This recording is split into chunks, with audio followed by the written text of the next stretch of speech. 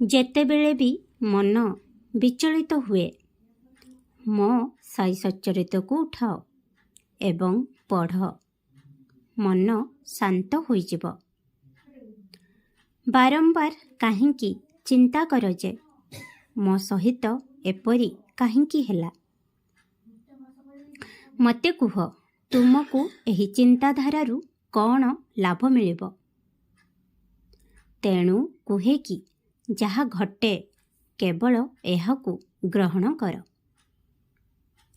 ତୁମର ମନକୁ ଶାନ୍ତ ରଖିବା ହିଁ ତୁମ ପାଇଁ ଭଲ ଅଟେ। ମନ ଯେତେ ଶାନ୍ତ ରହିବ, ଜୀବନର ପ୍ରତ୍ୟେକ ମୁହୂର୍ତ୍ତରେ ଅଧିକ ଆନନ୍ଦ ମିଳିବ। ମନକୁ ଶାନ୍ତ ରଖିବା ପାଇଁ ଦିନରେ ଅଧଘଣ୍ଟା କୌଣସି ଭଗବାନଙ୍କ କୀର୍ତ୍ତନ ଶୁଣ କିମ୍ବା ଗ୍ରନ୍ଥ ପଢ଼ କିମ୍ବା ଆଧ୍ୟାତ୍ମିକ ଭିଡ଼ିଓ ଦେଖ।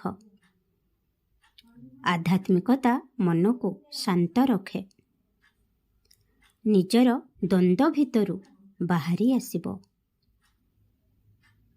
ମୋର ନାମସ୍ମରଣ ଜାରି ରଖ ଏବଂ ପୂଜା ବି କର।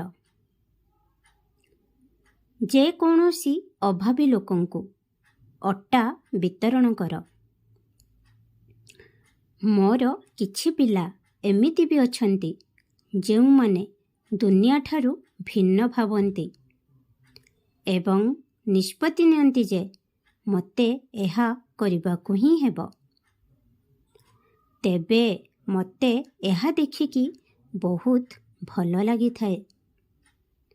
ମୁଁ ମୋର ଏହି ପିଲାମାନଙ୍କ ପାଇଁ ବହୁତ ଗର୍ବିତ, କାରଣ ଏତେ ଅସୁବିଧା ସତ୍ତ୍ୱେ ତୁମେ ନିଜର ଧୈର୍ଯ୍ୟ ହରାଇ ନାହଁ। କିଛି ଅଲଗା ଏବଂ ବଡ଼ କରିବାକୁ ମଧ୍ୟ ଚିନ୍ତା ରଖୁଛ। ଖୁସିରେ ରୁହ। ଖୁବ୍ ଆଶୀର୍ବାଦ କରୁଛି। ଓମ୍ ସାଇ ରାମ, ଜୟ ସାଇ ରାମ।